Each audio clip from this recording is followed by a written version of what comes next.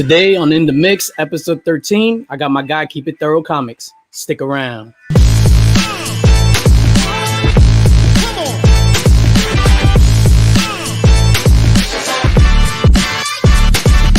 Let's go.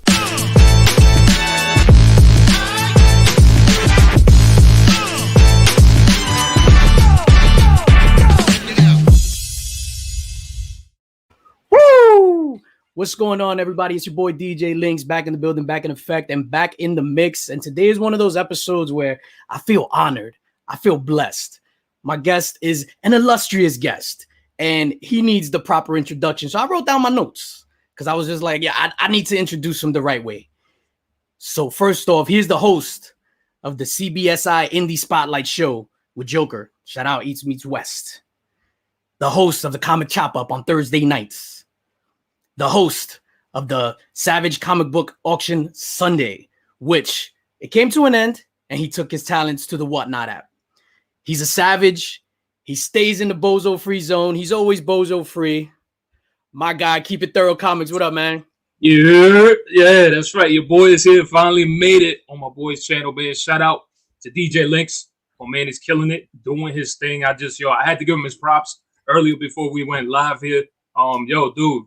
Keep doing your thing, man. I'm mad proud. I love to see everything that you've been doing so far. And man, listen, keep up the great work. And the more you keep on rising, bro, remember that there's gonna be people trying to pull you down. So just keep doing your thing, man. Just keep flying. Keep flying. Of course, thank you, man, and I appreciate that. And I'm gonna send that love right. We're starting off with a love fest. I'm gonna send that love right back to you, man. I told you backstage that it is one of those things. So in the comic book community, you know what I mean? I developed great relationships with people from all over, people in Kentucky, North Carolina, Cali, Utah, Texas, and all that other stuff.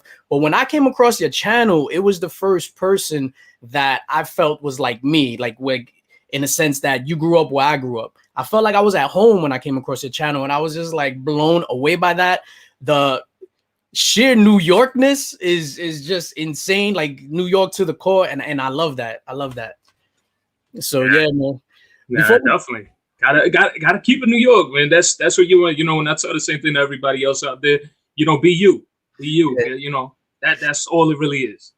Exactly, and that's one of the things. It's funny because I was gonna get to the chat, but you touched on something that was crazy. Be you, and I think authenticity. That's why I said, like, you straight New York. You're authentic to who you are. You're not playing a role, and I think that authenticity, like for me, that's one of the big things out of this whole YouTube thing, right? So we all do the similar content, whether it's spec, whether it's mystery boxes, whatever it is.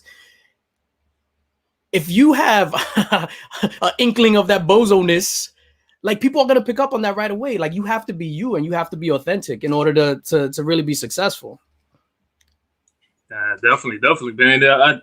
It's like I said, man. You know, you see so many different, so many different characters out there, and you know, and I don't say the word characters in a bad way because I know some folks will be like, "Yo, what do you mean by characters?"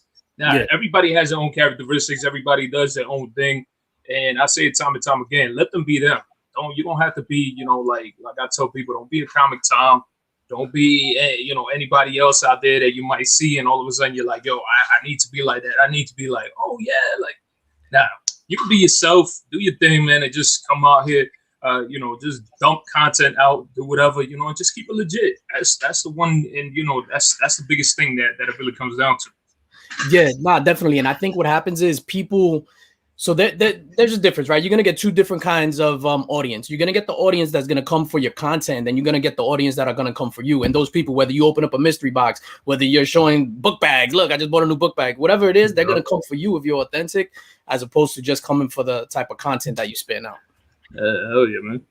Definitely. So let's say what up to the chat before we get into it. This is I've been looking forward to this. We're gonna get to the chat. Yo, shout out Chop and Drop. What is going on, man? Big supporter. SCG in the building. What is going on? Las Cruces from New Mexico. What is up, my brother? Remy Q Studios. What is up, my man? What is going on? Boom, just subbed to Thoro, and you're almost at 2K, so that's amazing. Everybody, like, if you haven't subbed up to Thoro, make sure you do that by the end of this program. Mrs. Linx, what is going on, honey? Las Cruces again. BX Boxer in the building, and that's how I found out about you. Actually, I was I want to be a boxing video. Like he shouted you out or something happened, and that's how I found your channel through him. So good dude. Shout out to my dude BS Boxer, man. You know he be slapping his chest so hard. I tell him he's gonna rub his nipples off one day. Like that's. I mean he's like the hype man or boy hype man. So I gotta always give my man a shout out, yo. I love when he puts out those posts on Instagram, shouting everybody out, doing his wrestling promo style. And we said BX Boxer. Sorry, Squared Circle Comics. Nah, everybody know him as BX Boxer, man. Go back to BX Boxer. No, I'm just kidding. Yo, and shout out Mr. Chip Geller, the White Shadow in the building. And I don't know if my comments are updated. I'm getting more on my phone. Macho the Collector, what is going on, homie? There you go. What's up, DJ NYC in this B? Bitch. We're allowed to say bitch, sir. Hey. NYC Macho is from the hood. Good dude. Nice. Tino 73, what is going on? Yo, so hold up, wait a minute. It's not official until I hit you with the boom. Now I made it. Now I can be like, Mama, I made it. Look at this. Yeah, you got the lower third. Yeah, I see you wearing the Linx hat. Did you have like a little bit of feeling that they were gonna take it this year? I want to do as much as I wanted to. I always said that I was like, we probably could have gotten past the Hawks. Probably could have got past them, but I don't think that we had enough. I think we needed one more superstar in the mix to be able to, get there. But trust me, man, I'm a Knicks fan through the aches and pains, sorrows, all the bad. I've been there. So it's just like I'm hanging tough, man. I'll leave my team. And I know everybody's like, yo, you got to root for the Brooklyn. I'm like, listen, I'm from Queens. I ain't rooting for the Brooklyn Nets, and the Brooklyn Nets are from Jersey. So I wouldn't even count them. I just continue to say, yo, all day long, Knicks, no other team. So I'm glad Brooklyn got ousted. I want to see my Knicks win. Yeah, I want to see my Knicks win before freaking Brooklyn does. Yeah, that's how I am. I'm not like OD into basketball like that. Like I think like game 2 of an 82 game season means absolutely nothing. But we started watching the playoffs or whatnot.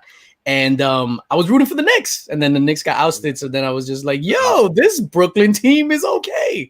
And then they got ousted. So I was just like, man. Yeah, that one was a surprise. I didn't expect that to happen. Yeah, it was like all the injuries, and on paper, Brooklyn should have took it. But then with Harden going down and then coming back playing in slow motion, I was just like, come on, man. So you mentioned you from Queens, and it's funny, I wrote it down. My first question for you, and I hate doing this interview style thing, but I always open up with one of those hard-hitting journalistic questions. So my first question for you, sir, is it true that Queens keeps on faking it? Never, bro. Never. I don't know where you heard this nonsense. Queens ain't faking nothing, man. KRS don't know nothing. KRS he said it in 84, and I've been wondering that ever since, and I just wanted to spit that out there. Nah, man. Nah, not at all, man. Listen, everywhere, all in New York. I celebrate all in New York. It doesn't matter. I've been all over the place. I got family freaking scattered around everywhere.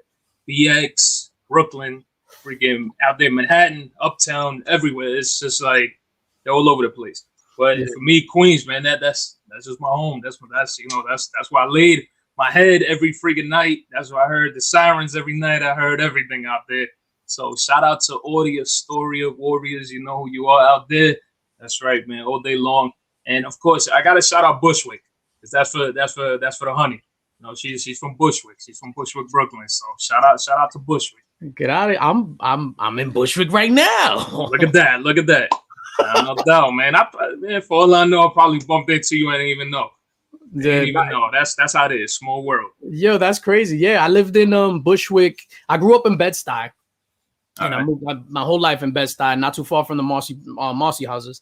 And then I moved to Bushwick in 2001. So February 2001. Oh, damn. All right. Yeah, so I've been here, literally same house. Like I moved in downstairs. I wound up buying the building off the owners, like later on in life.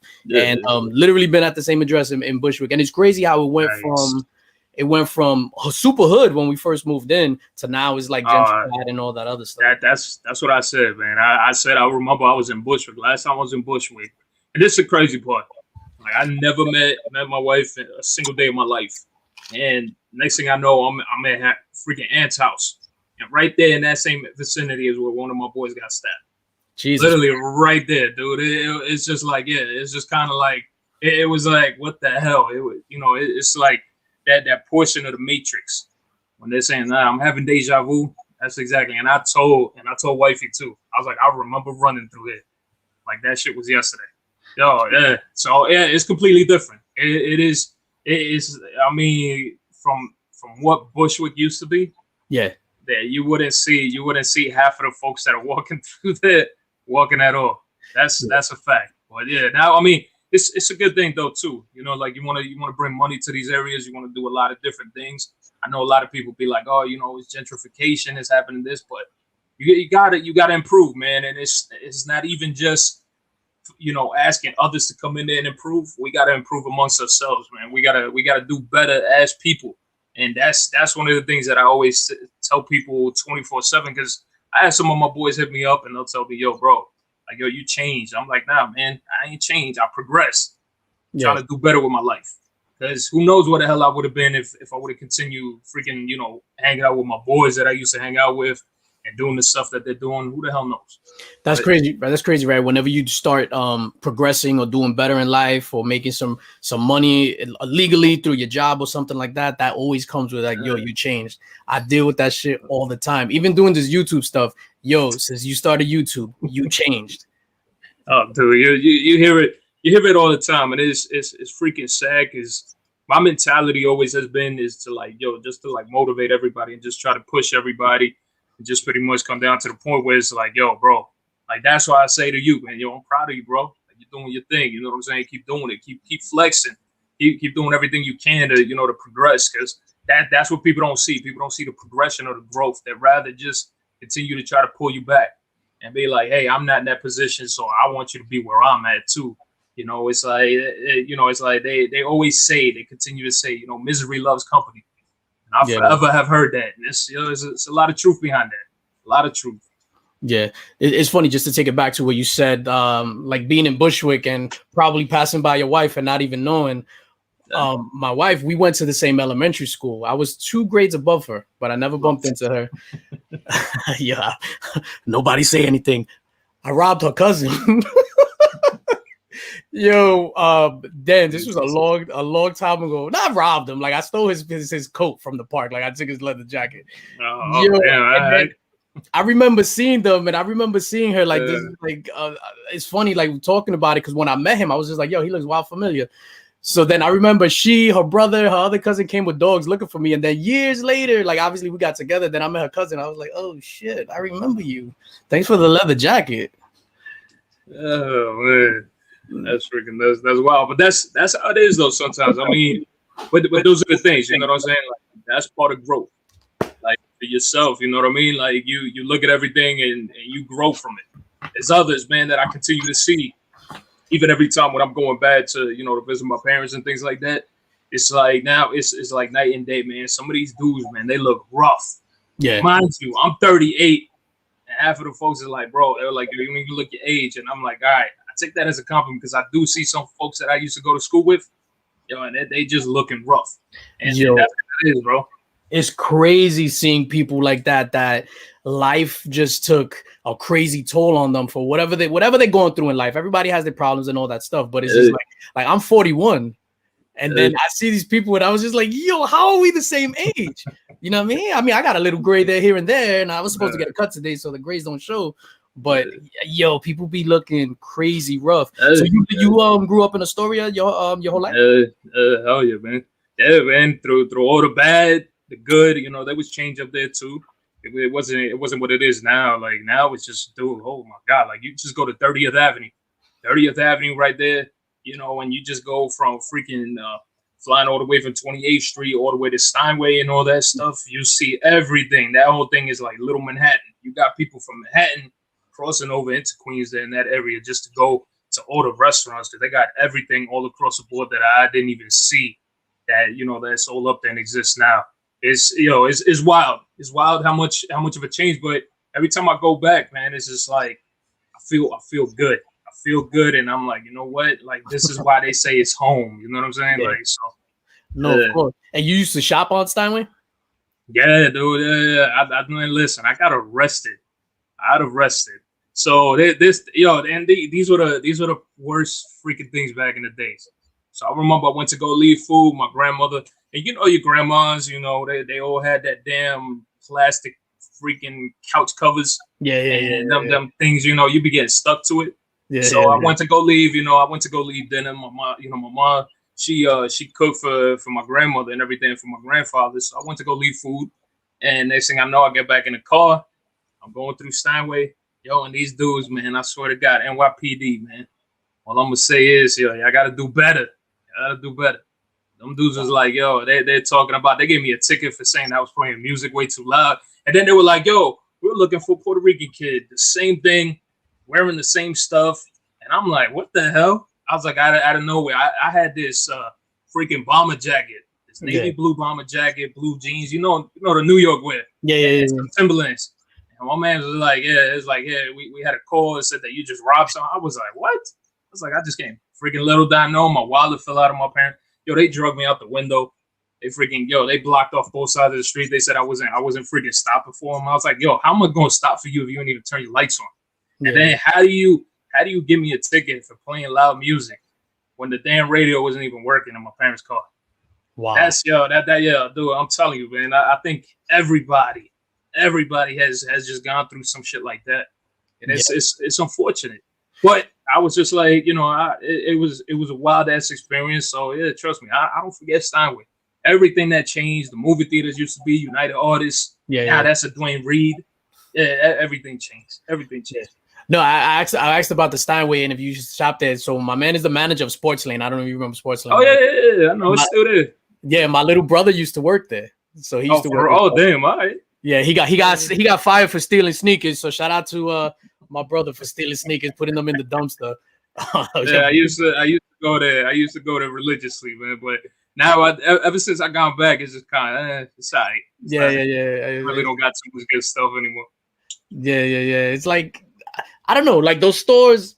It's just weird, like Sports Lane. They the same thing with Hyperactive. They went Jimmy Jazz, same thing. I don't know if it's because it's like getting older type thing. Not that I really dressed any differently, but I'm like, I won't really go shop at like one of those stores like that unless it's to get kicks. And then if not, just if I can't find my sneakers and stuff, I'll just go to Flight Club and just get the sneakers there. Yeah, and then that's the go-to spot. Everybody will just say, hey, just go to Flight Club because you're gonna find everything. And then that's where I started going because the last place literally was Sneaker World. It was around the end of the vicinity of freaking Broadway and 30th Avenue was in between. And Sneaker World was the go-to spot. They had every damn sneaker you could think of. So I used to go there, and then they shut that down. And then it was just Sports Lane. After that, Sports Lane, it was going there, and then that was it. Tino, Dr. J's.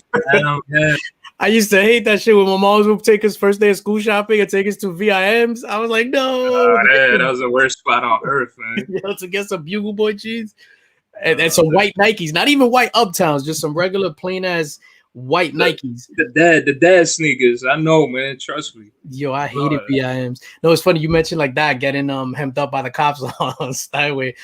I guess the only negative experience that I had with police growing up, I've been stopped. Like I remember the first time I bought my car. So I bought a brand new car of the year, whatever. And literally that day I got stopped. They pulled me over. You're blasting the music. And I was like, well, blah, blah. And then he's like, where do you work? Like, how is that the next question where I work? Like, what does that have to do with anything? So I was just like, well, I work for a communication skills consulting firm in Manhattan. But he's like, just go. I was just like, all right, you thought I was selling something. And then when I was like, I was mad young. I had to be like 13, 14. I'm walking in Brooklyn, Flushing Ave, a block from the Marcy Projects by the Pfizer building. Me and my boy are walking. We're mad young. We're like legit like 13, 14. Cop car goes like that, U-turn, comes out with the guns and puts guns on us and starts searching us. And I wasn't even like an old looking 13-year-old. I was like a 13-year-old. You know what I'm saying? But that's the difference, bro. The way that we grew up, we look like kids. You look at 13-year-olds now, they look like freaking grown men. Like it doesn't, it's not even nowhere near what we used to be. It was like, I'm thinking like everybody, like humans are just evolving. They're evolving, they're getting bigger, they're getting stronger, they're getting tall as hell. And then that's why you see these kids are freaking man child. Like they used to call LeBron back in the days. Yeah, it's crazy. That's literally what you see. the kids nowadays look like the kids in the 70s. When you like watch a 70s video, they look like old men with like the big mustaches. Just want to give a shout out to Cardboard Crazies. You know the mustache. Yeah, because it's because you had that same beard when you was 13. Nah, I had my ice picks, and I was mad hyped the first time I went to the barbershop. He gave me ice picks. I was like super hyped. How were you like as a kid growing up, like in Queens? Were you like mischievous? Were you like a nerd, a good student? Like how were you growing up? Nah, man, a little bit of both. Yo. Like, you know, I always respected my pops because my pops used to work his ass off. So every time I used to see my pops was always like, you know, he would work, yo. He would leave for like 11 in the morning, and he wouldn't come back till like 1 in the morning. Yeah, he was a chef, so you know he was chefing it up and doing his thing in his restaurant and everything in Midtown Manhattan. And it's crazy how, you know, like just being able to respect him and see like over time as I kept getting older, being like, damn, like yo, he works so damn hard for us. Like I got to try harder. And I never wanted to disappoint my parents. That was always a big thing. But did I get into stuff? Of course, bro. Like I grew up boxing, so I never started fights.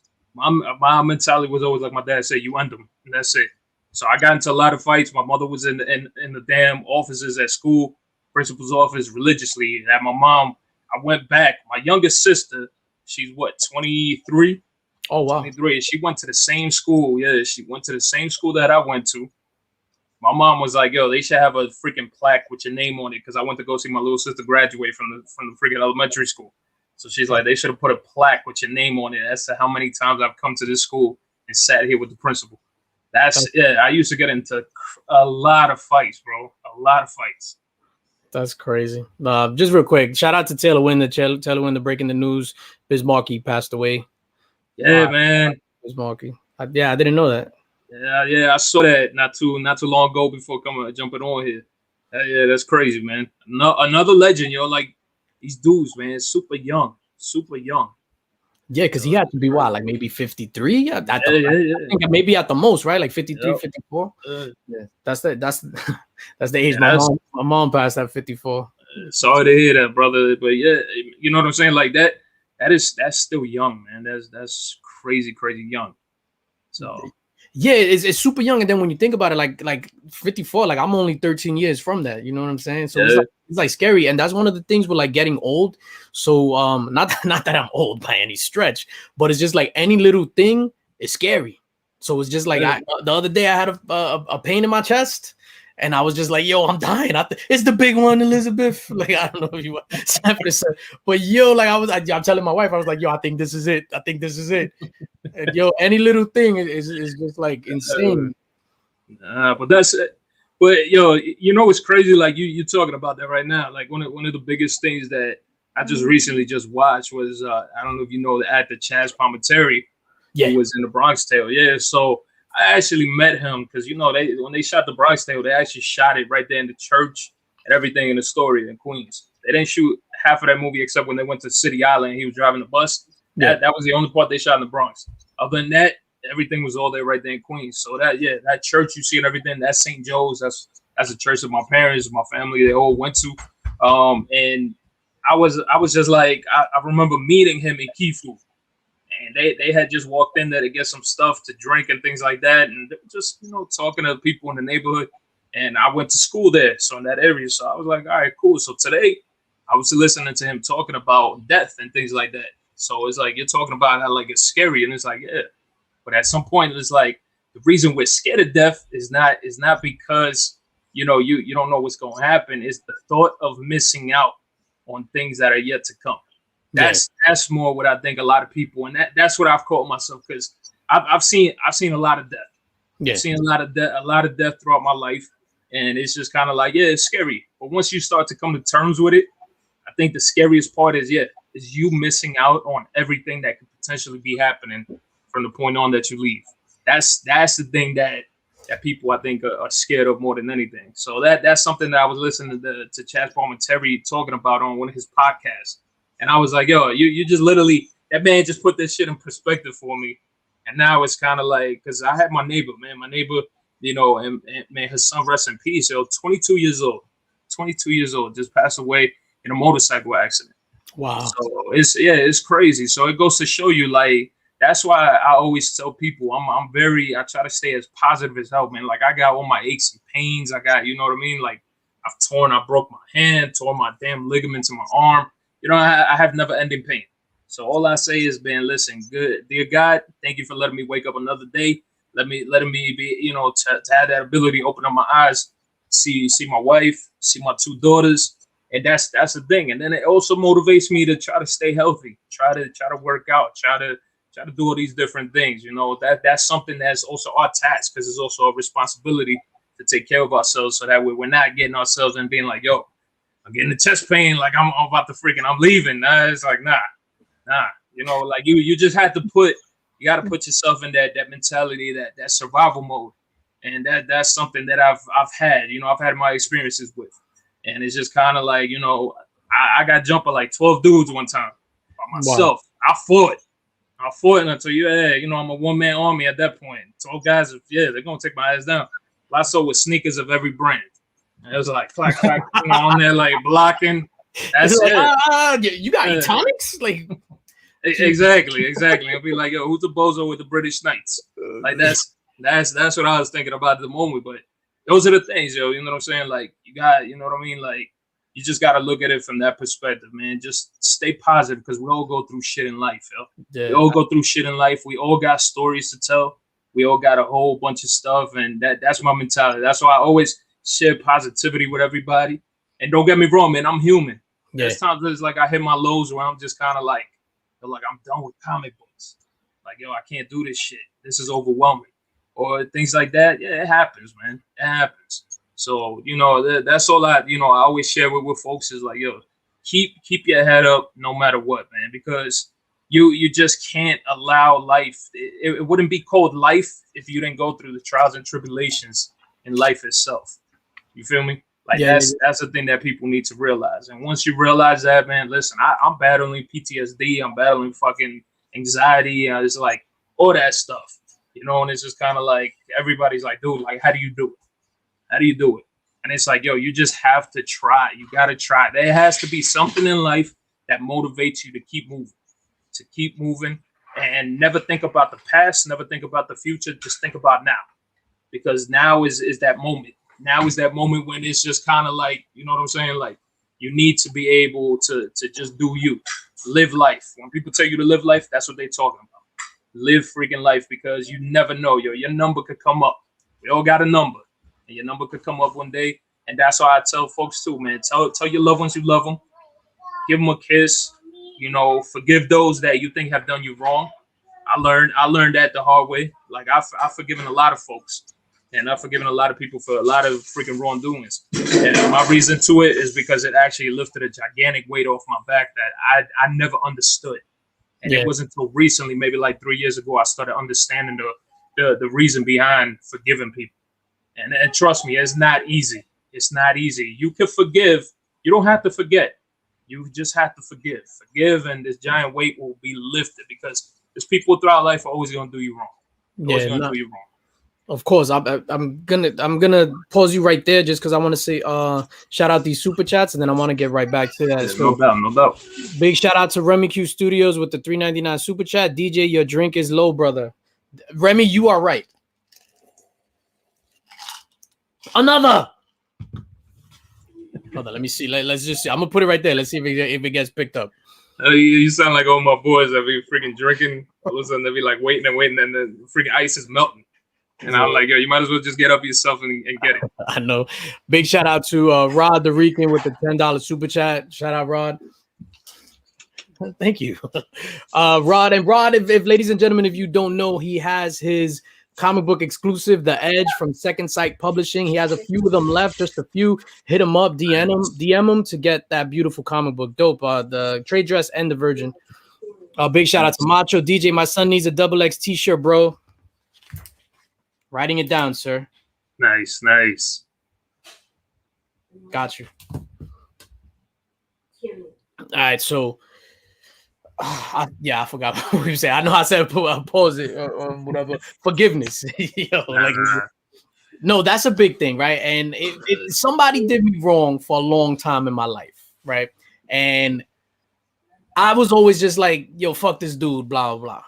And then one day I was just like, yo, you know what?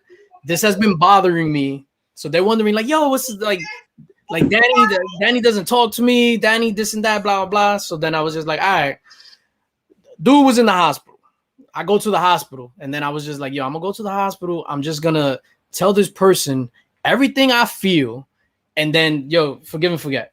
Thank you, babe. Yo, so I go to the hospital, and dude is laid up in the hospital and all that other stuff. And I'm like, yo, this is why I've been like this for all these years, XYZ, blah, blah, blah, blah. I forgive you. Yeah, and through tears and everything. And that shit went one ear and out the other. And it was just like, oh, so you saw that Knicks game?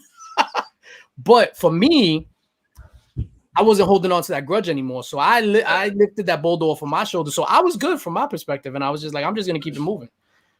That's the whole point behind it, too. Is like, forgiveness, you're forgiving that person on your end because you're trying to let go of something that's been eating you up. You know what I mean? Like, it's like Star Wars makes a whole lot of sense, man. When you hear Yoda talking about the dark side and all that stuff, anger leads to hate and blah blah blah. All that, everybody knows how that goes. Yeah, that's pretty much that's a great freaking example of somebody being taught something through a movie. The biggest thing is just. Is the fact that you're lifting that burden off your back, and that person can forever live with that. And it's not up to you for you to have them lift that burden off their back. They know what they did. It's the same thing. Like I tell people, like I've lent people money. Have I gotten it back? No, I wasn't looking for it. Looking for it. My biggest thing was that yes, at that very moment, I had the ability to be able to do that. You know what I'm saying? I had the ability. So at that very moment, that other person needed that much more than I did. So I never hunted people down because I know there's people that kill people because they're like, yo, you owe me money. Like, it is what it is. Like, I'm going to take your life. And you can't do that. That's my thing. You can't do favors for people. You can't do good for people if you're looking for something in return. That's not how it works. It don't work like that. Nah, absolutely. Remy Q with another super chat. $3.99. You're the best, Mrs. Linx. Mrs. Linx filling up the drink. No, it's funny that you about owing people money. That was one of my first real experiences where I saw like hood shit. I was mad little. I was in the handball court, so I had to be like 9 years old in the handball court. Mad people there. So like my older brothers were known in the neighborhood. You know what I mean? Knuckleheads in the neighborhood, they were known. So then I was there. I was mad little, and then I saw one of my brother's boys just come out of nowhere and just start snuffing this dude and picked up his bike and start slamming the bike on him, blah, blah. So then afterward, I was just like, yo, to my brother, I saw blah, blah, blah, beating up this other guy. Like, why you think he did that? And it was like, oh, he owed him $20.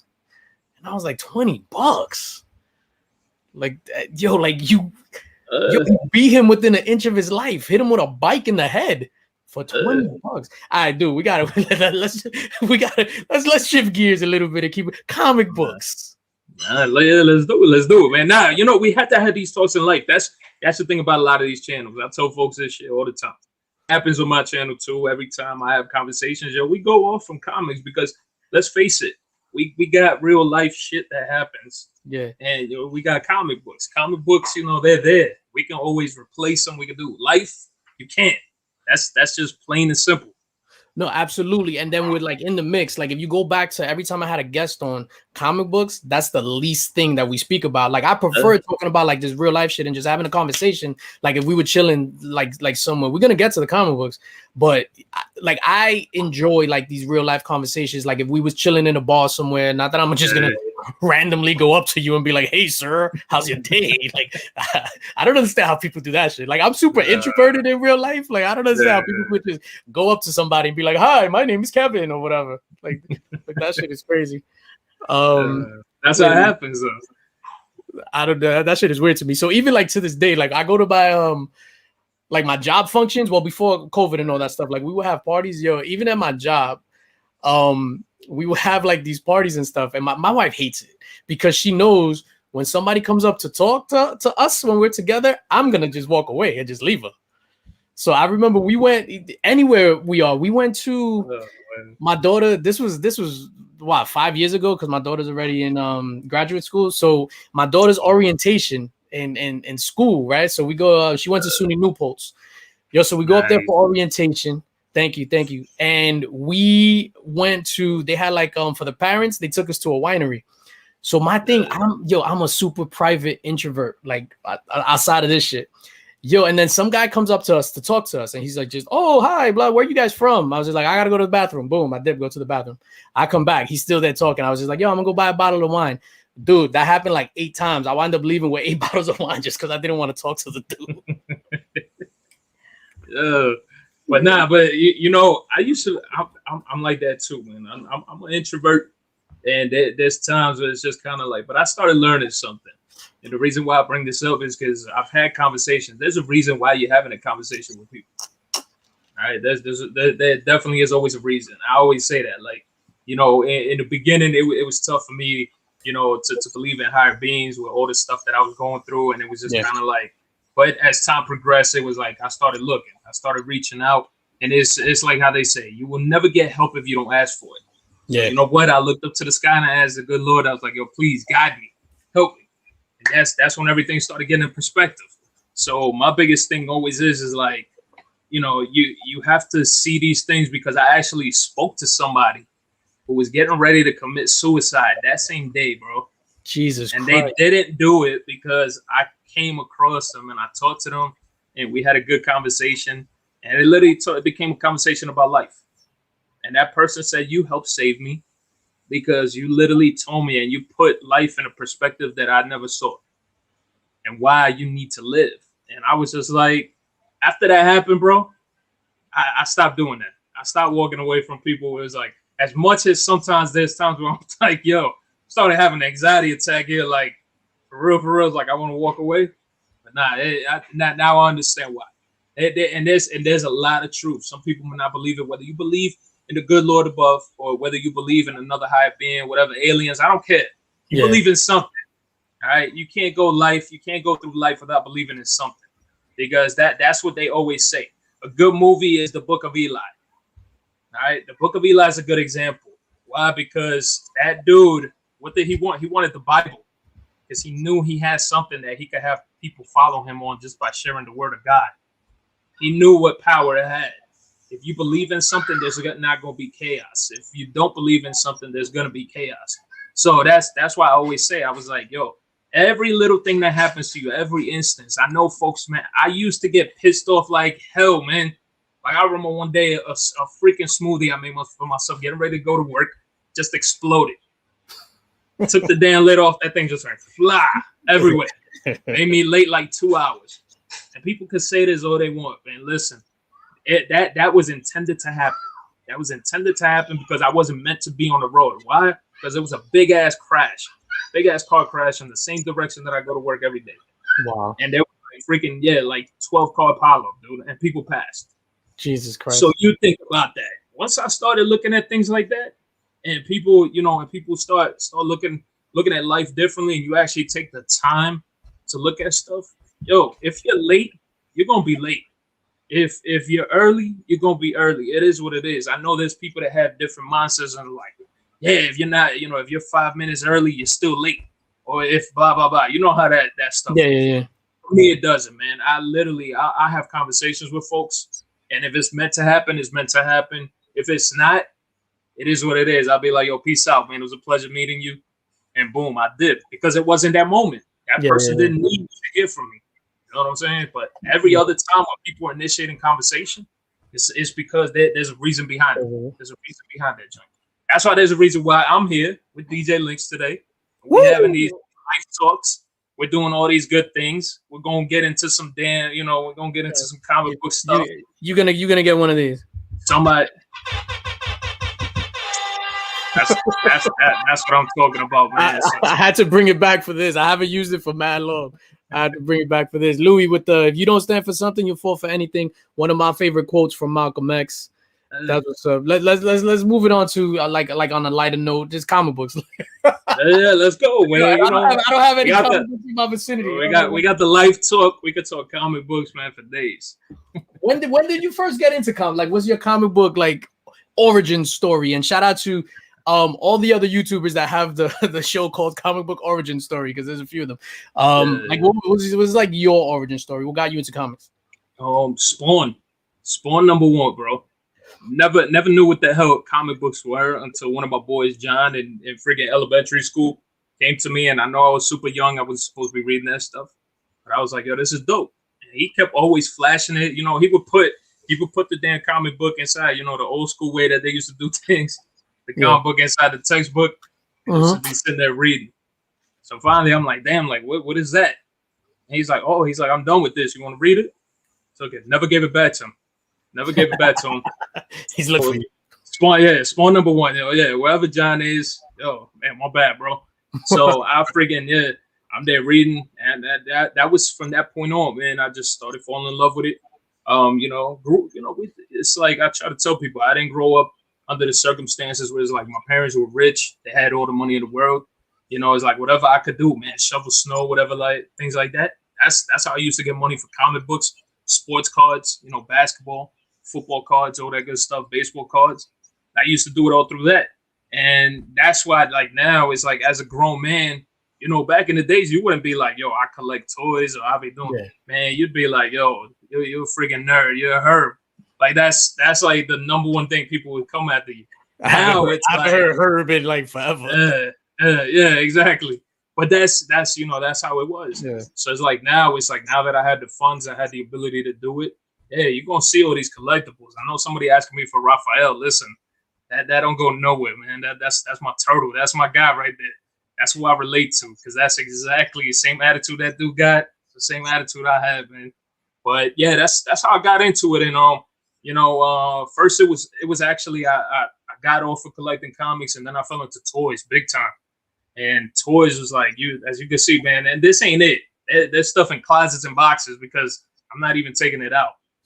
So talk to me about the toys. Like what was like one of your first pieces that you got? Because I love toys. I started before comic books. I was, my bad for cutting you off and just before comic books, I was all about action figures. Like for some reason, like I remember having the Secret Wars '84, like Dr. Doom, Captain America, Dr. Octopus. And I had no idea where they were from until later when I got comic books. I was just like, "Oh shit, that's the guy, that toys that I have."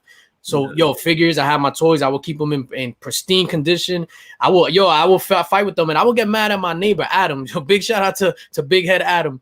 So we will play, and he will be like fighting with them in the air. I was like, "Yo, you can't do that." I was a dude like that, and you have to kick, leg back down, punch, arm back this way. And then when I really started like my adult collection was when I was 16 with the Spawn figures.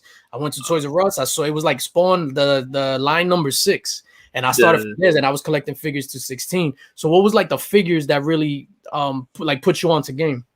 Batman, bro, and it was majority because of my pops. Again, we didn't grow up with all the money in the world, so I was a little bit older. I think I was like 8 years old, and my father bought me the Batman. I don't know if you ever seen it, the one with the kennel with the retractable belt. Yeah, with the black one with the yellow belt. Yes. Yeah. So that was my very first toy. So after that, I was like, my parents, they were working their asses off. They would start to be able to give us a little bit more things. Be able to give us toys during Christmas, like all these things. So it was just like I grew up on that. Batman ever since then became my favorite freaking hero on earth. Like nobody tops Batman. So I started collecting that, and of course Ninja Turtles. I grew up on that. It's something that I relate with my brothers. I grew up with my brothers. We're not that far apart in age. I'm talking about one of my brothers is a year younger than me. Then I got my other little brother. He's 5 years younger. So it's like you look at all that stuff, and I always say, we're like the Ninja Turtles. We each individually had our own characteristics. That's why I always leave Raphael there, because that's who the hell I related to. Fighting all this stuff. Yeah. That's who I was. I was just that knucklehead that I was like, yeah, you're not going to do nothing to me. I don't care if it's like 20 of y'all, like the foot soldiers were on the rooftop. And he's like, yeah, I'm going to still fight. Yeah, that'd be me. And then that's the day I got my ass kicked by like 12 dudes. Because it was because of that. So, but yeah, I started getting into the Turtles. You could kind of see like some stuff back there, right there, in this area, in this vicinity. And then just another one just to kind of show a little bit, man. The Crow, right? Brandon Lee, yeah, all these little things, man, like just little knickknacks that I was like, you know what, I want to put these on display. I like Ghostbusters. Never had the opportunity to have a lot of these things when I was younger. So now that I do, I'm like, yo, I want it. I want it all. Yeah, And it's tough, dude. Once you start trying to find room for this stuff, that's what I think is the worst part. definitely. So I bought the it's funny because I have it right here, the Ninja Turtle, the set with the 4 turtles, Shredder, and Splinter in the turtle van. So like, Yeah. yo, as soon as I found out that exists, I bought it off of eBay that day. That I got when I found out that they re-released like the Ghostbusters retro figures, the 4 original Ghostbusters. I bought it off of well, it was sold out on Walmart. I think it was only exclusive to Walmart. I got them off of eBay. I don't even remember. I paid like probably double, but I was just like, yo, I need that. Like as far as like those I figures saw go. you doing your unboxing of that. So you doing your unboxing. I literally just got back from Walmart scooping them up. They had the one set that they had up there, and I was like, oh hell no. Threw that all in. I was like, yeah, this is mine. I'm going No, it's home. funny because I was looking on eBay at the originals and I was just like, yo, these are literally the same thing. Yeah. And then whatever. And then yeah, oh man, like those. Hold up, wait a minute, hold up. Shout out to Big Head Adam, kick and leg down. Yeah, yo, shout out to Big Head Adam. Like if you saw him, like you would know. And now this is gonna segue into something totally ridiculous. So my boy Adam, he went. It's funny because it was just like my best friend growing up right next door since we were babies, like kindergarten all the way up into high school. And then he went into the military, and then now he's like a CO at a prison in Florida. But he went into the military. He became a Navy SEAL. He was part of. He was in Afghanistan. He was part of the training, how they trained the rebels and shit in Afghanistan. Yo, became a Navy SEAL. So then it's funny. He comes to visit me, and then he stood in my house when he came back from Afghanistan and shit. And I was just like, yo, how was basic training? Was it whatever? So then obviously I was just like, did anybody make fun of your head? So, yo, he tells me dead ass. He tells me, yo, it's funny because on the first day of basic training, the drill sergeant was like, wow, I was about to say his last name. Whatever, Johnson. If I was to crack your head open, will prizes fall out? And I was just, oh my god. Yo, they're ruthless in the military, man. Yo, I was like, what? Yeah, that's funny. But big shout out to Big Head Adam. That is hilarious. Yo, if you watch it, I'm sorry. It's just Adam. I apologize. You still got a big head though. Yo, when did you first start your YouTube? And yo, and doing my research for this, yo, I had no idea that you had a connection to Burke Nasty. So I'm a member of the Burke family 54. And, nice. Burke hit me up. He was like, yo, oh my God, Thoro. He changed. He used to be Thoro Cubero and all that stuff. We used to be on Chino and Manny's. But when did you get your start with on YouTube and how that whole thing with Chino and Manny and Burke went down? I gotta give a big shout out first of all to my boys, man, the New York Warriors. So the New York Warriors, man, those are the guys, man. My shout out to Biggs, you know, boy Joker, you know, Manny NYC, Jeff Johnson, Marky 316. All those guys, home of the New York Warriors, man. And if you guys haven't heard of them or check them out, man, definitely go check my boys out. You know, I'm part of that team too, home of the New York Warriors. That's how I got started, man. Biggs was like, yo, bro, he's like, you sound like you got some dope books. You need to start showing them off. So of course, when you first go on, I'm not that type of person. Again, I'm not that type of person to be behind camera and be like, hey. And it's like I was just it was horrible. It's like every first video for anybody. You go back and you watch it, and I'm like, hey, what's going on, people? I got books. And I ain't know what to say. You know what I mean? Like you start developing over time. Like the more you keep doing it, that's why I keep encouraging everybody, man. If you want to share your stuff, do it, man. Don't ever hesitate from freaking or anybody keeping you from doing what you want to do. This is an awesome hobby to be able to talk about it every single day. You know, that's freaking badass. I completely enjoy it. I love being able to talk about, you know, comic book speculation, all that good stuff. But yeah, those are the guys, man. They're the ones that got me started. Ended up, you know, Biggs was like, yo, you want to be a part of the Warriors? And I was like, yo, you know, I'm down, man. I felt at home. You know what I'm saying? Home of the New York Warriors. I felt at home because I related to the guys. So shout out to them for giving me that opportunity. And then from then, I just started, you know, I started joining Big Lion Cat 646. Shout out to BLC. He was doing his auctions, so I started going on auctions to sell some books, you know, to fund some more stuff.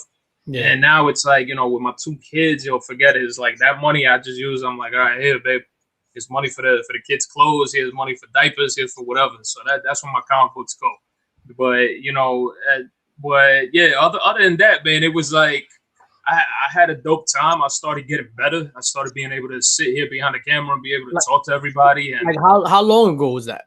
Dude, that is what, this is 3 years now. 3 years. Yeah, 3 years. 3 years from the very first time that I started, because I started in February. Yeah, February of 2018. February 2018. Yeah. So it's been 3 years, and so every time that when I went to go watch that first video of mine, it was terrible. Like I'm there like shaking and shit, like holding the fucking comic book because I'm nervous. I'm like, what the hell do I say about this? But at the same time, I'm there. I'm like, yo, I've read all this stuff, so I should know. So little by little, even wifey, she watches. She's like, yo, you need to stop saying the word man. Yo, and then the other one, you know what I'm saying? That was the ones that was getting me like crazy. It was like, yeah, you know what I'm saying? Like I'm over here sound like DMX. Like I was like, I'm probably scaring people, and I'm like, yeah, you know what I'm saying? Like you gotta get this, you gotta get that. Don't pick up his hammer. You know what I'm saying? Yeah, but over time you get better. You get better, and now it's like it's on a whole different level because now my man introed me earlier. Now I'm doing the indie spotlight show for CBSI. For comicbookinvest.com, and that's been that's been such an awesome venture, bro, because now I'm taking my man Andy Tomlin, he does a list for the indie spotlight series, talks about all the indie books, because who the hell would have ever thought that indie books were gonna boom the way that they are right now? And crazy. Now that's all everybody talks about. It's like DC and Marvel is like it's like everything is indie. Why do you think that is? In the indie blowing up versus Marvel and DC. For me, before you answer, I think for me, I kind of outgrew superheroes.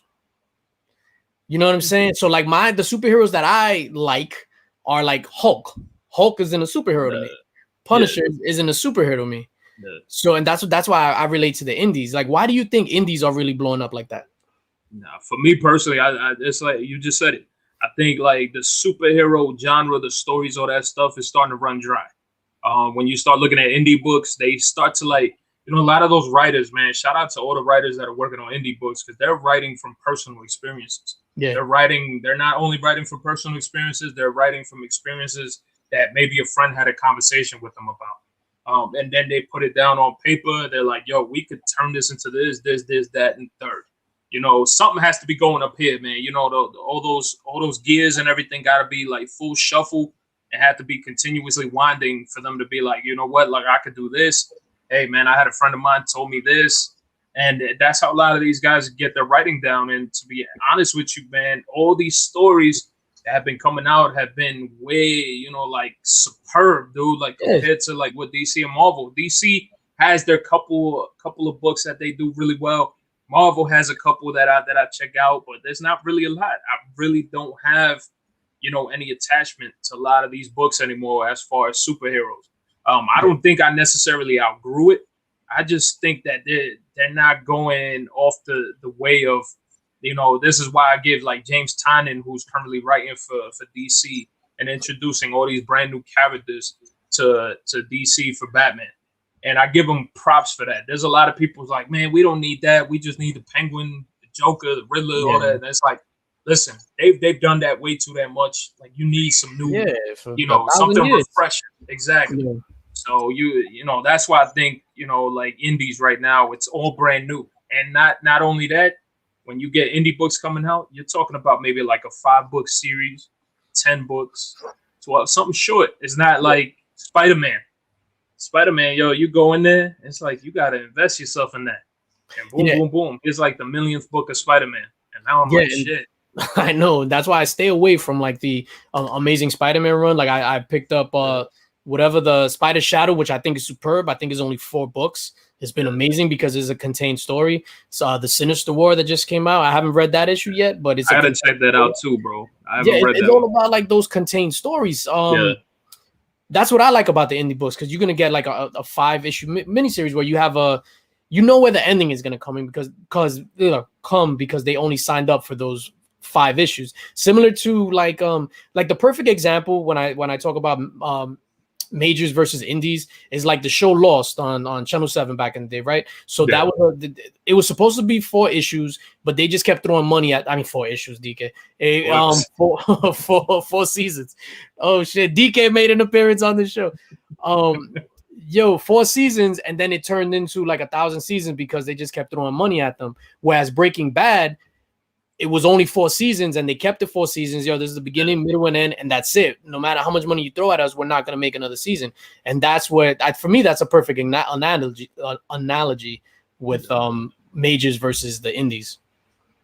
Big time. I mean, again, it's just a lot of stories that are gravitating towards the regular person, man. And as you start looking at a lot of this stuff now, and you starting to kind of realize, like saying, like, yo, man, like I relate to this. Yeah. Or yo, what if my kid, I got my 2-year-old one. I'm like, they're like, I read Eve. Eve is a dope ass book, and I'm like, yo, I couldn't imagine my little girl being out here by herself. I just read the latest issue that just came out, and it's like some damn zombies trying to attack her, and it's just a bunch of kids attacking this damn zombie thing, and it's just kind of, I was like, damn, like, yo, that's where my mentality goes. So it's just kind of like you start relating to these characters a lot more, and you start having like almost like caring. Yeah. And we used to do that with superheroes, but now superheroes are just kind of like, they're just bland, bro. Like there's nothing to them anymore. Like they used to do such a good job of, getting you vested into these characters. And now it's like, it's just dying down. And that's why indies are making such a big impact right now. And people are switching, bro. People are switching because I've seen some Marvel fanboys, DC fanboys, and girls. They're all like, "Yo, I want to read this. This is dope. Something's killing the children." That's like the number one thing that everybody talks about now. Something's killing the children. Yeah, that, and it's funny. Nice House on the Lake, which happens to be a DC book, but that's like indie through and through. Like Nice House on the Lake. DC was smart about that. They were like, "Yo, we're trying to keep James Tynion in house. We're not gonna let him go." He could have taken that to Boom Studios and been like, yo, I'm trying to bring this project, Nice House on the Lake. And if you guys have checked out Nice House on the Lake, dope freaking story. I was surprised by it. Hell yeah. Fire. I was super surprised. I didn't even know it was DC until somebody mentioned it. I thought it was whatever. But I was like, what? This is DC? I hate DC.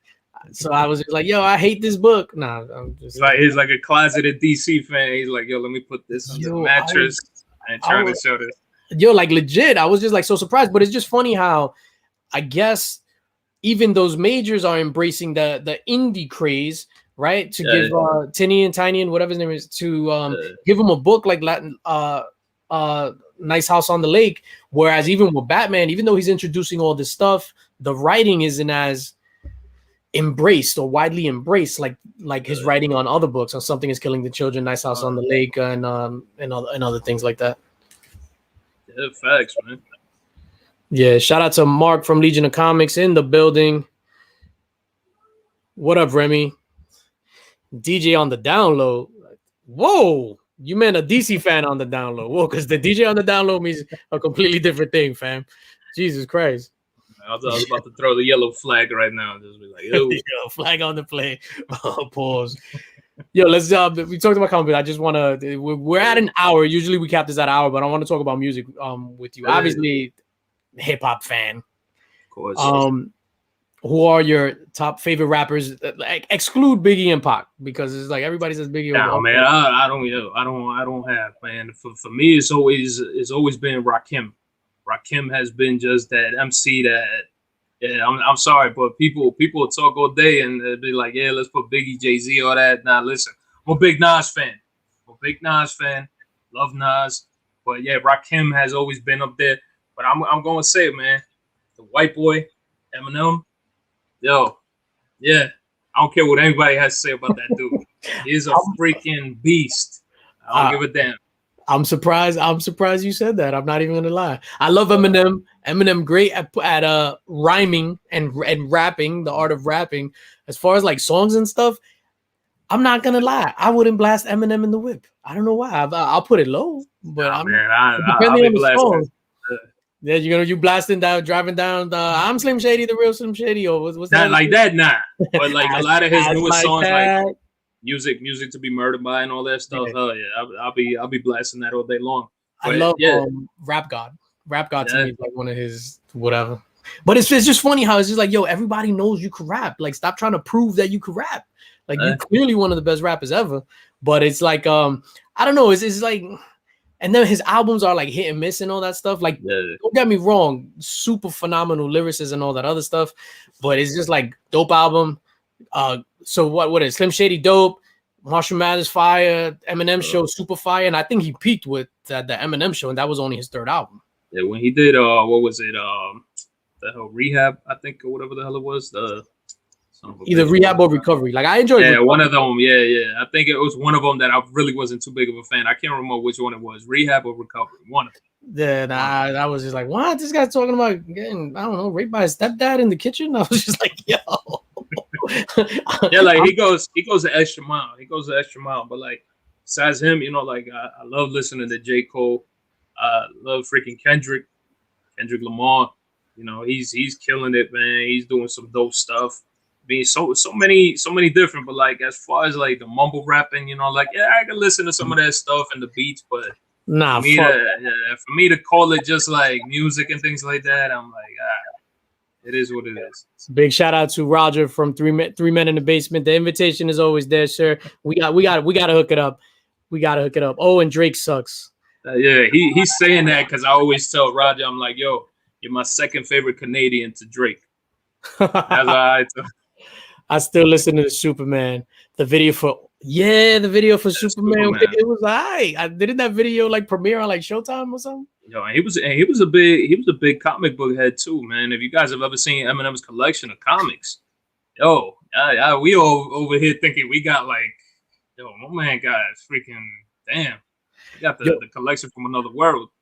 You know what's funny? Because one of the biggest like celebrity collections I ever seen was what's his name? Sebastian Bach from Skid Row. Like yo, his collection was crazy. You remember it on Cribs?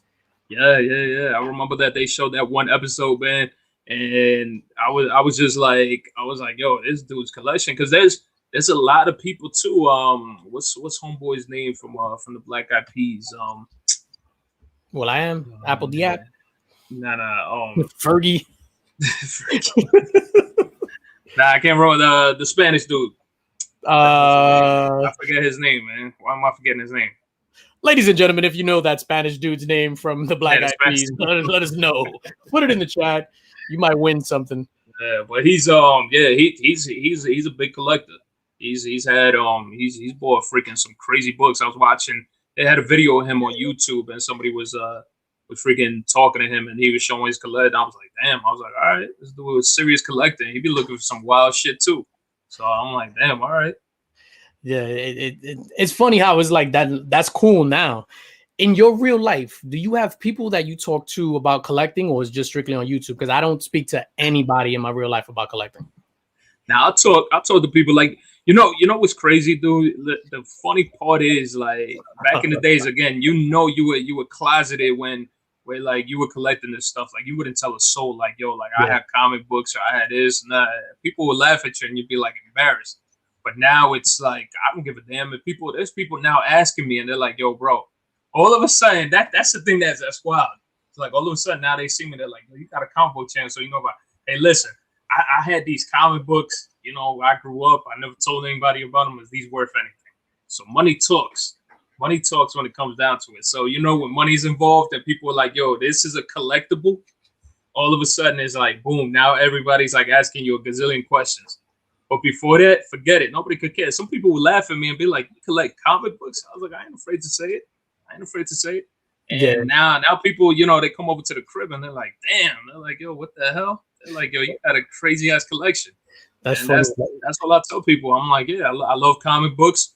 And now it's more accepted too because of all the movies, everything. Everybody's going to watch them. I'm seeing, like today, I went to the LCS because I went to go pick up some books, you know, that I'm speculating on and things like that. And there was these two girls came in there, and they were like, she's like, I've never been to a comic book shop. Can you please help me? She's like, I'm trying to read more about Deadpool. She's like, I love the Deadpool movies, and I want to get into Deadpool. And of course, like my man Troy, man, shout out to him. He's the freaking guy that runs the shop. out here where I went to, and he's like, oh yeah, we can start over here. If you want to talk about him when his funny characteristics happen, blah blah blah. Yo, this dude is a wealth of knowledge. So he was just like telling her, start here, and she's there. She's like, she was just like lost. But shout out to him though, because he was helping her out. Like he took his time, helped her out, and it was like, yeah, these are the books you want to have. And she's like, okay, I'm buying them. And she's like, I want to start getting into comic books, and that's always, to me, is a great thing, because you want to keep this hobby, you want to keep this hobby fed. You want to keep people coming into it, because if you don't have folks in this hobby, this hobby ain't going to survive. It's not going to survive. Absolutely. I just want to give a shout out to Johnny Boy with the 1999 super chat. God loves y'all. Thank you, Johnny. That's what's up. Yo, it's funny that you mentioned about the and shout out to C-List E-Man from the C-List Villains podcast. Jumped in the chat. What is going on, fam? The Art Chemist, new to the chat. What is going on, dude? DJ Linx and Thoro. Yo, it's funny when you get, so for me, there's two different kind of comic book shops, right? So you get like these ones, and I think I gotta stand up. I'm getting a cramp in my leg. Do your thing, man. Yeah, I'm like stretching it out. You got two different kind of shops where it's just like the people that are super helpful, and then the people that are just like, yo, I don't know, I'm just there just to get my check. Yeah. Yo, so like my LCS in Queens, Royal Collectibles. I remember when I went in there and I started buying the Venom trades, right? So I go in. Yeah. I'm looking for the Donny Cates one, so I picked the wrong one. So then I'm like, yo, I'm looking for this.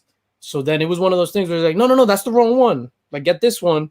And then you might want to get this one. If you like that, you might want to get these two things. But it wasn't like they were just trying to make a sale and trying to just game me for some bread. It was more so like, yo, if you're going to read that, I'm passionate about that. So I'm also passionate about this, and you will be passionate about that as well. So I love those comic book shops that are like that, instead of those dudes that's just like, the stink eye, they just there. Like Midtown Comics is like that in the city, where it's just like, I've been there, bro. That's why I stopped going to Midtown, man. But yeah, I've been to Royals. Royals also has a shop. They got a smaller shop right there in Astoria. Yeah, right there on Broadway, and that one's over there by by the Woodside Projects. So that one is a cool place. I went in there. They hooked the brother up a couple times that I've been in there, and they always remember. They're like, "Oh, damn, all right, you back?" I was like, "Yeah, man, I'm looking for these books." They're like, "All right, man, listen, I got you." So yeah, Royals. I'm definitely gonna always say, yo, that's been a great shop. And then the Royals that you go to, yeah, I've been there too. And they've been mad cool, and they were like, you know what, we could give you a discount. You're buying a rack load of books, here you go, boom. So I'm like, all right, bet. The nicest people in the world, even like with my hot toys. Like I'll go in and let's just say like one of the toys is just like $400, and I'll just be like, Mike, who's the manager. I was like, Mike, $325. Yeah, sure. Like, yo, yeah, they're real dope. And then I used to go to Silver Age Comics 2 in Ditmars. And that's the one that you literally get off the train station. Is right there in the damn train station. Oh, so wow. Yeah, it's in the train station. If you ever get a chance to go and check that out. But yeah, my man is there, and he's always, that's where I always used to go shopping. And then when I found out about Royals right there in Astoria, that was freaking dope. But Midtown, yeah. Roger just said it. Roger was in the city 2 weeks ago. Midtown, yeah. I mean, they don't even have like a large selection of back issues and stuff like that. They're good for like figures and all that other stuff and new comic books. But if you're going in there for customer service from the manager down, they all suck. The owner, who's there, he's amazing when he's there, and he'll ring you up and all that other stuff. So he owns, I think, all 3 spots in the city, and I'm not sure about the one in Queens though, the outlet.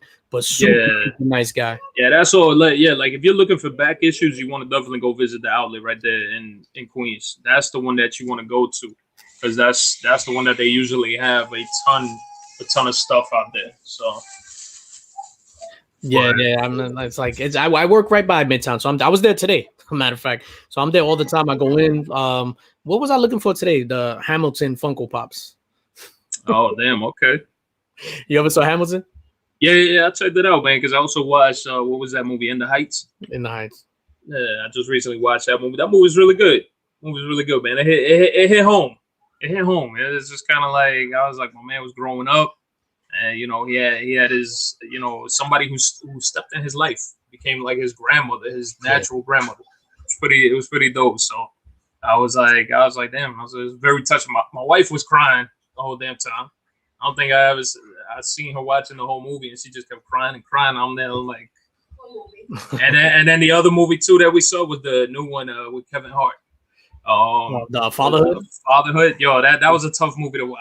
I have to watch that. That was a tough one. All right, let's keep it a buck. What's the last movie you cried in? The last movie I ever cried in was Lion King, bro. Come on, man. Yo, dude. Yo, you can't say it wasn't, man. You know, you had Scar just drops Mufasa, and then all of a sudden Simba left with no dad.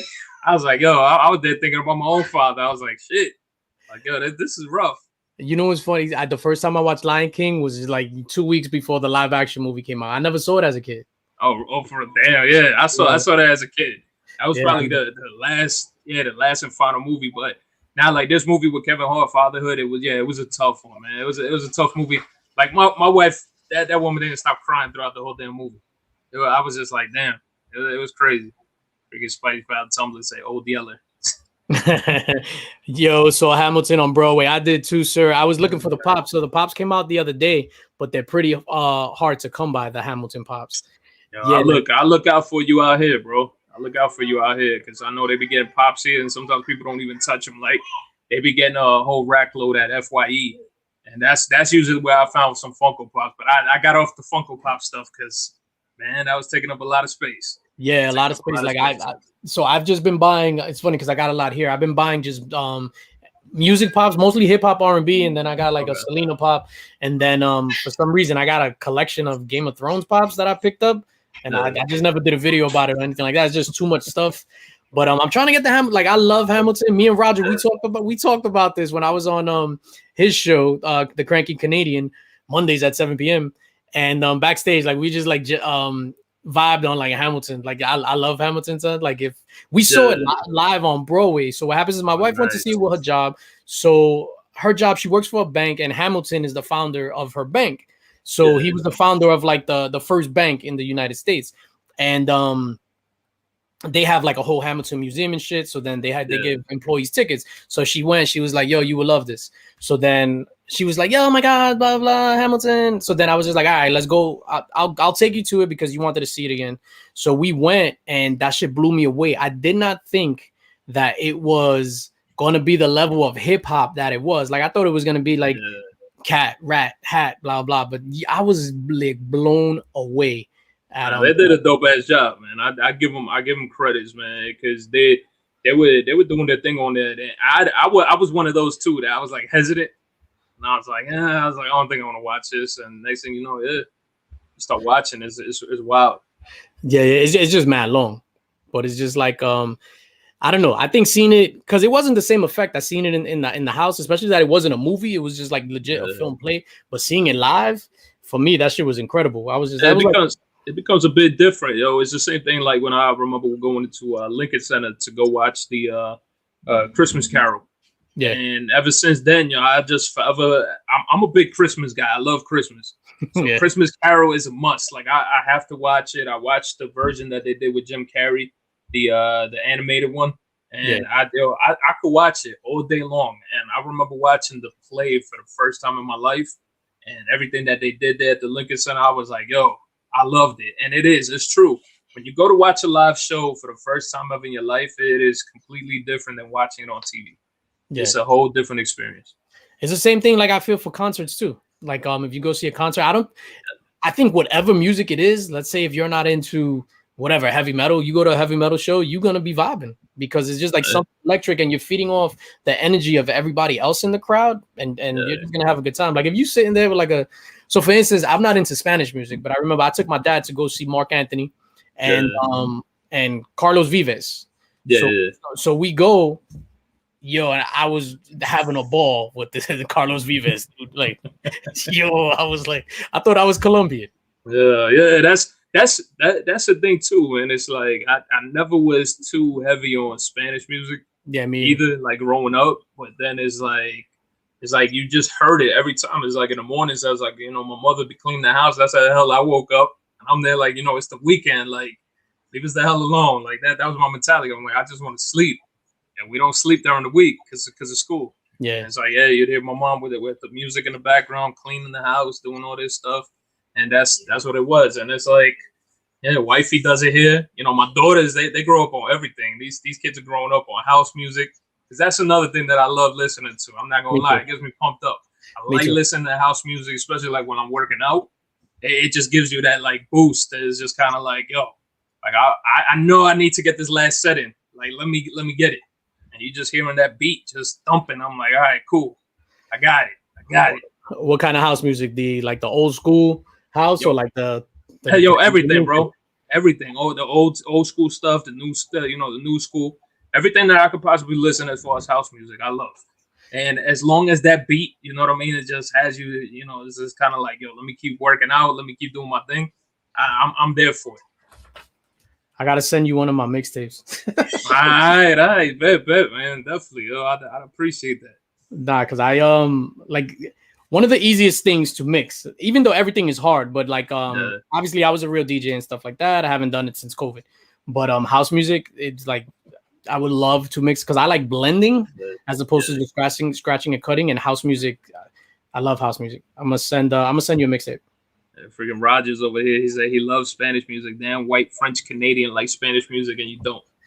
Listen, I had to grow up over time, and it's like, freaking reggaeton, all that stuff started taking. That's when I started getting into music, and it was just kind of like I grew up on hip hop. That was everything I listened to. Yeah, I was never a big fan of reggaeton. I'll never be. Even now, like I prefer, if I'm gonna listen to it, like the singers, so like Nicki Jam or Ozuna. But as far as like the rapping stuff and like Bad Bunny and that shit, like that's not for me. Yeah, that's more like they call it trap, and like dembow. I like listening to that stuff. So, but as far as everything else, like I think like when it was like freaking salsa and things like that, it was like freaking Jerry Rivera. Yeah, that was probably like that one guy that I could listen to because I used to hear my mother listening to it. But other than that, nah, man. Yeah, it's funny too with the salsa. I was never big into salsa, and then like when my mother passed, I started listening to it because it like reminded me of my mother, and then comic books. Yeah. That shit just took me out of whatever. Anyway, we're past the 1 hour mark, and dude, I appreciate you being here with me today, accepting the invitation. This was one of my favorite episodes that I did. Is like I said, it's just vibing. I feel like I'm at home. Nah, definitely, yo. Likewise, man. I appreciate the invite here on the channel, yo. Again, man, keep doing what you're doing. I keep saying, man, don't stop, dude, because you've been doing some really dope content, and I've been enjoying everything that I've been watching. So, keep up that great work. Keep doing your mystery boxes.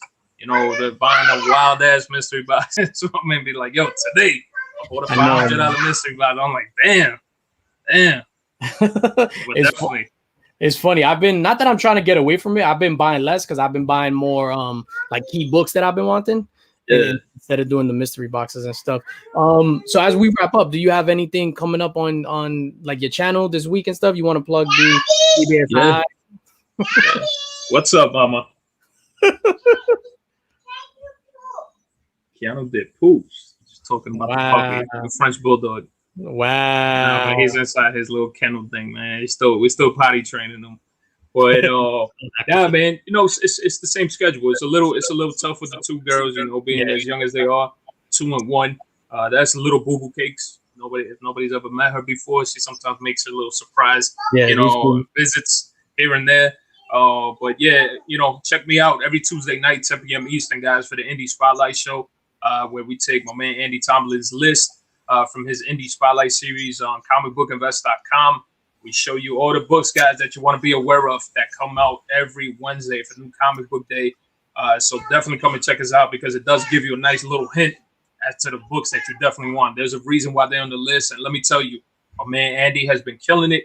I've also added a little segment on there called Future Indies, stuff that you might want to be aware of coming down in the future. Man, I'm talking about 3-5 months from now, even a year, because there's a lot of stuff being in the works. Also on Thursday night, come and check me out for the Comic Chop Up, where I do all my speculation, what books to buy, what books to get. And I'm not talking about books that are like, course, it's going to cost you $300, $400. I'm talking about books that are like, hey, it's $1, $5 at the moment. And yeah, with possible freaking, increases happening. And I try to do my homework best possible, guys. I'm not going to give you any garbage speculation. I'm going to give you real good stuff that's literally going to pertain to everything in the MCU, DCEU, so on and so forth. You know, we talk about news related to comic books, all that good stuff, and just hanging out, man. And, you know, people always asking questions in the chat.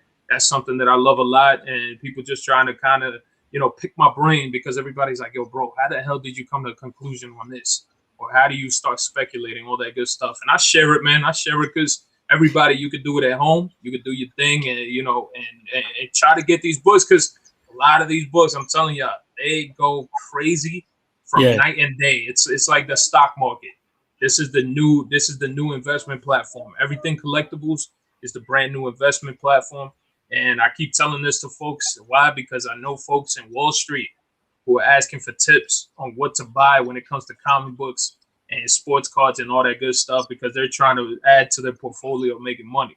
So I don't ever knock the hustle, man. I tell people all day long, if you're freaking getting comic books, collectibles for money, do you, man. I'm not going to knock that, because, again, you got to be the early bird that gets the worm paws and just be like, hey, I'm going to get, you know what I'm saying? Like, I got to be there first. I got to get these comic books, and boom, that's what it's about.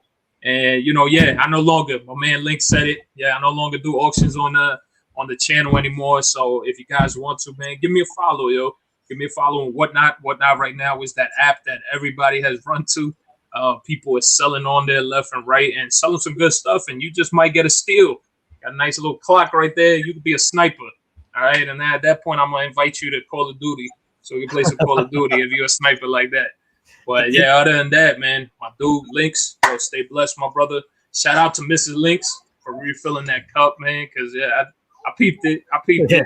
Shout out to her, and of course, man, yo, again, keep doing your thing, man. Keep rocking it, brother, and keep the hustle alive. And other than that, yo, appreciate you. Thank you so much for joining me, and yo, hope to have you.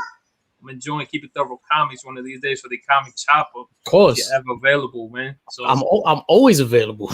Hey, listen, I got you, bro. I'm always available. Man.